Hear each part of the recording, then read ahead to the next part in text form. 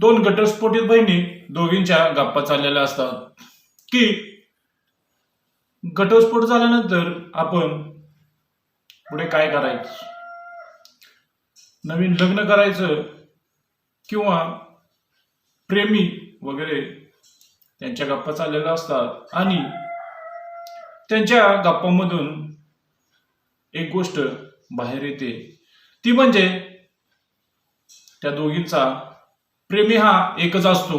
नमस्कार, संवाद मराठी चॅनलमध्ये आपले स्वागत आहे. जर आजही आपण आमच्या चॅनलवरती नवीन असाल तर आमच्या चॅनलला सबस्क्राईब करा आणि समोरील बेल नोटिफिकेशन ऑन करा, म्हणजे आमचे व्हिडिओ लगेच तुमच्याजवळ पोहोचतील. चला तर जाणून घेऊया घटनेबद्दल. त्या दोघींनी एक दिवस त्या मुलाला खूप दारू पाजतात आणि त्याला मारून टाकतात. ही घटना ऐकल्यानंतर तुम्हालाही धक्का बसेल. ही घटना आहे छत्तीसगडची. छत्तीसगडमध्ये एक जिल्हा आहे बलरामपूर आणि त्या जिल्ह्यामध्ये एक गाव आहे राजपूर. 3 ऑक्टोबरच्या दिवशी काही लोक शेतामध्ये एका विहिरीच्या बाजूला बसलेले असतात आणि त्यांना असं निदर्शनात येतं की त्या विहिरीमध्ये एक मृतदेह सडलेल्या अवस्थेत आणि फुगलेल्या अवस्थेत पडलेला आहे.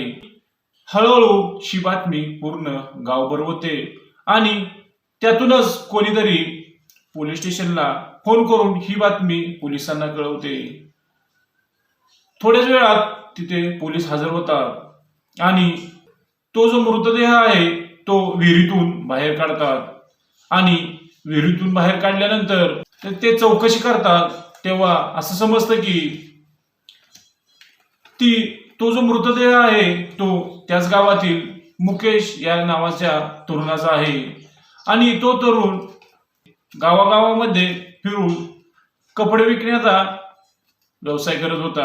नंतर पोलीस त्यांच्या घरच्यांना कळवतात आणि घरच्यांना चौकशी करतात. तेव्हा घरचे सांगतात की तो तर बाहेरगावी फिरून कपडे विकत असल्यामुळे तो जास्त दिवस बाहेर असतो.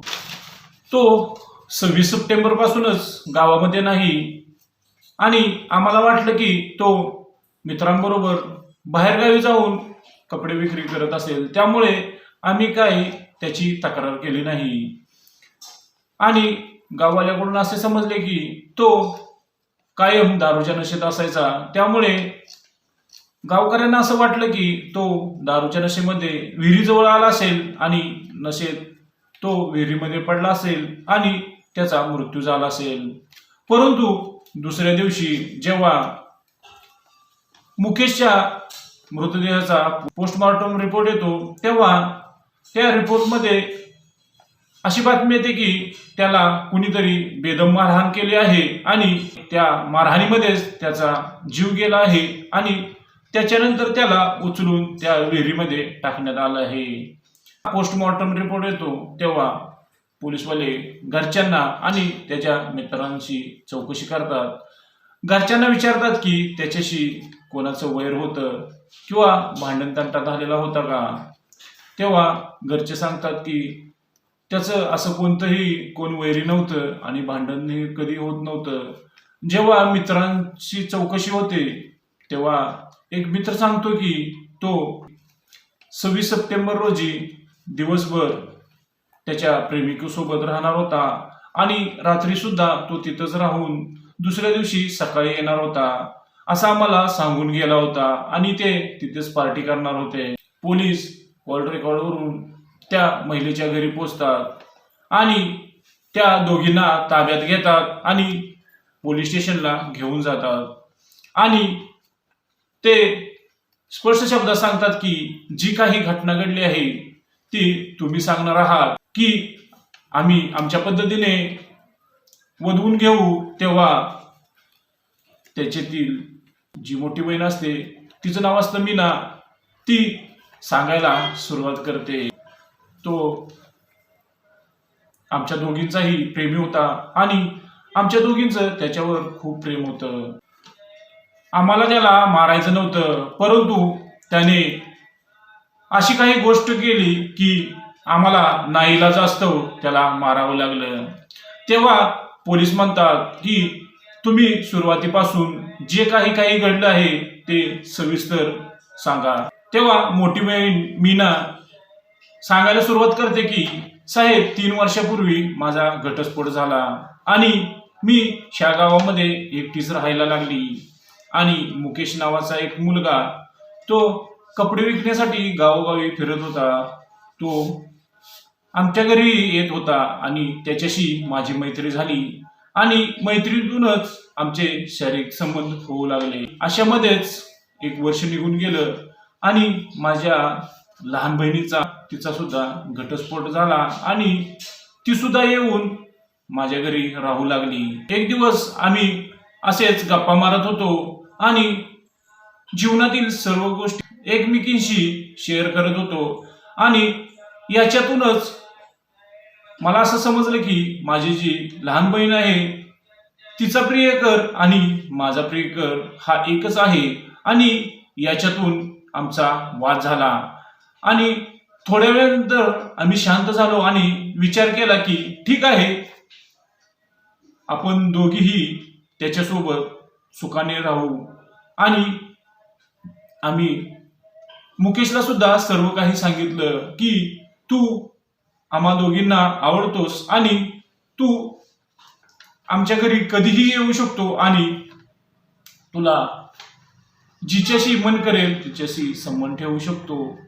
अशातच बरेच दिवस गेले आणि तो हळूहळू आमच्या घरी यायचा कमी झाला.